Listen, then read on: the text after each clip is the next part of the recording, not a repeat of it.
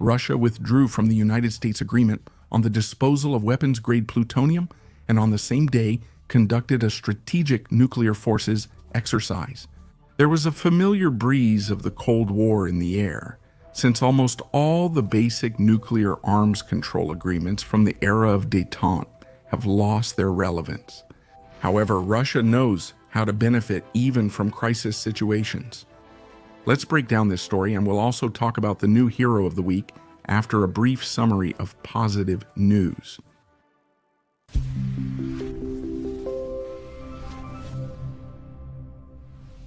The tests of the intercontinental cruise missile of global range, Burevestnik, with a nuclear power unit, have been successfully completed. The missile traveled 14,000 kilometers in 15 hours during testing. Thus, Russia became the first country in the world to create a weapon of this class.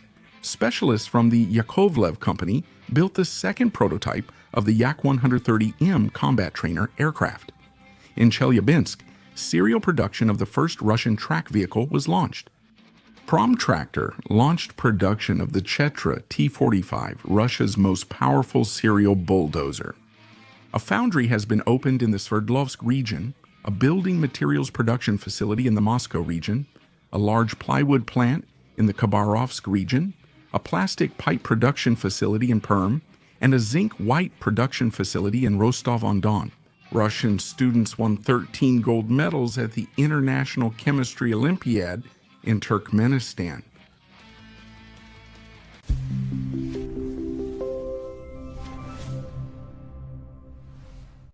On Wednesday, October 22, the Federation Council ratified the intergovernmental agreement between Russia and the United States on the disposal of weapons-grade plutonium. And on the same day, a full-scale exercise of the strategic nuclear forces took place.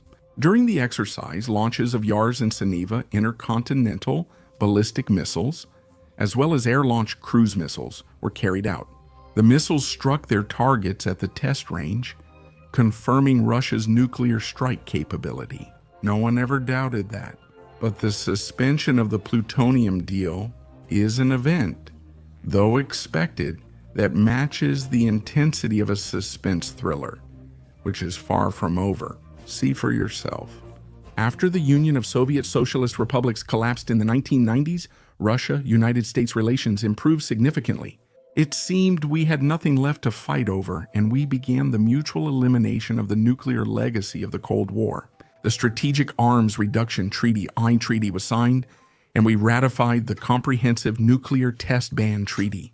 And the Megatons to Megawatts Agreement also came into effect, under which we converted 500 tons of weapons-grade, highly enriched uranium into nuclear fuel and sent it to the United States to supply their nuclear power plants. But besides uranium, both we and the Americans still had significant stockpiles of weapons-grade plutonium obtained from old warheads. Uranium can be easily made into fuel, but converting plutonium is more complex and costly. After long negotiations, both sides agreed to dispose of 34 tons of weapons-grade plutonium each, and they formalized this in an agreement that was signed in the year 2000. However, fulfilling it turned out to be not so simple, and here's why.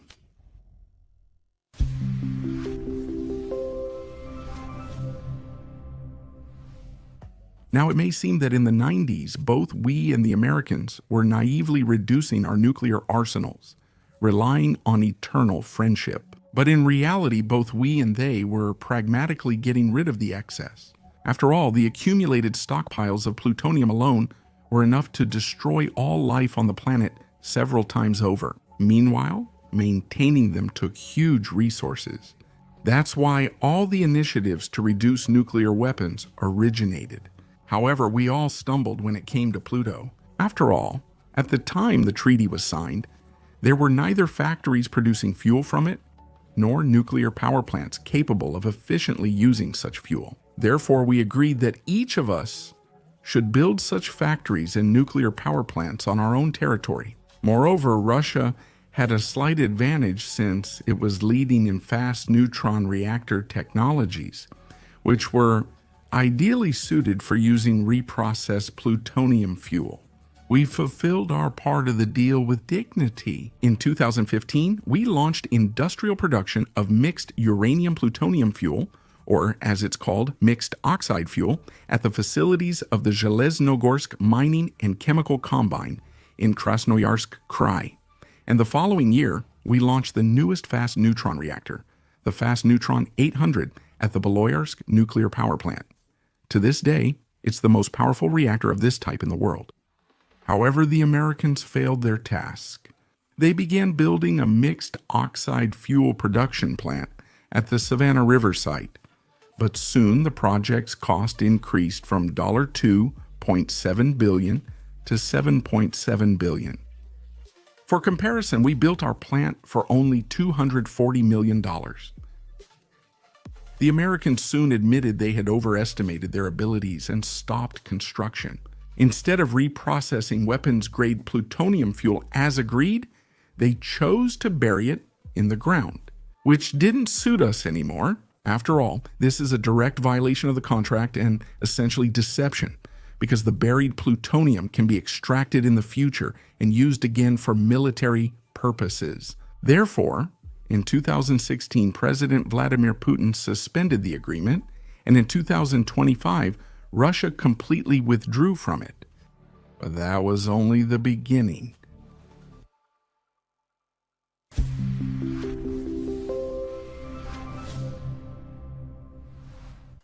Though the agreement ended, this story is far from over.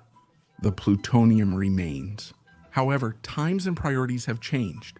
By 2024, the Americans had completely dismantled the remains of the unfinished Savannah River plant and began building a factory for producing warheads from weapons-grade plutonium in its place. That's how a peaceful initiative of the 90s era turned into its complete opposite. But why do the United States need a new plant if they already have enough weapons-grade plutonium for a couple of apocalypses? The thing is, plutonium probably doesn't maintain its calculated critical mass over decades of storage in arsenals. Therefore, no one can say for sure what the real condition of the warheads assembled during the Cold War is. That's why, for the purpose of modernizing nuclear weapons, it's necessary to constantly produce new plutonium cores for warheads. What should be done with the old stockpiles already removed from arsenals? In particular, the Americans still don't know what to do with those 34 tons they wanted to dispose of. This week, the United States Department of Energy announced its intention to transfer 19 tons of weapons-grade plutonium to private companies for use as fuel needed to power data centers. But how this aligns with the Nuclear Non-Proliferation Treaty and where the companies would get the technology to process such plutonium remains a mystery. That's why the question remains unresolved. But as for Russia, there haven't been any questions left for a long time.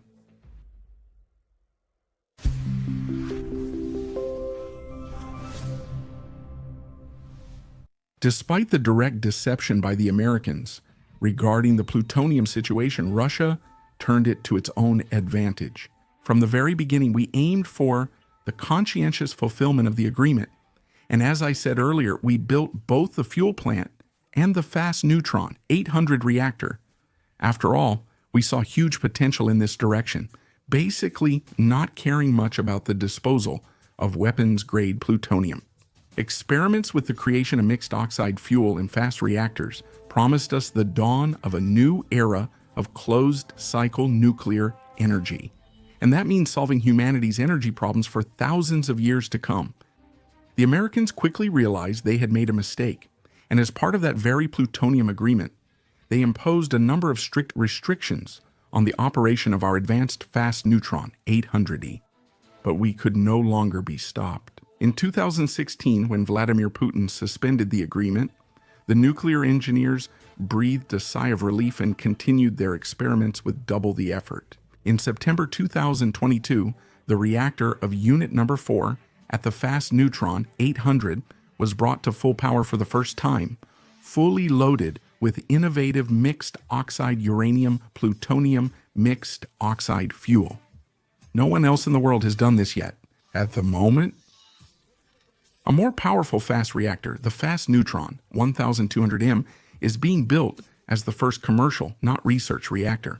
This summer, the second phase of the Pilot Demonstration Center for Spent Nuclear Fuel Reprocessing was launched at the Mining and Chemical Combine in Zheleznogorsk. And we've done much more to bring the closed nuclear fuel cycle closer, which we've already talked about and will talk about again in our episodes. Thus, despite being deceived by the Americans, Russia was able to gain real benefits from the plutonium disposition agreement and become a world leader in fast neutron reactor technologies, and is confidently progressing toward closing the fuel cycle. If we also recall the highly enriched uranium, low enriched uranium deal on processing Russian weapons, grade uranium, and supplying fuel to the United States, it too had long-term positive consequences for us. After all, with our supplies, we effectively blocked the development of the American uranium processing industry for decades. And now, 25% of United States nuclear generation depends on Russian fuel. So he who laughs last laughs best. However, the game isn't over yet, so we'll keep you updated on the developments.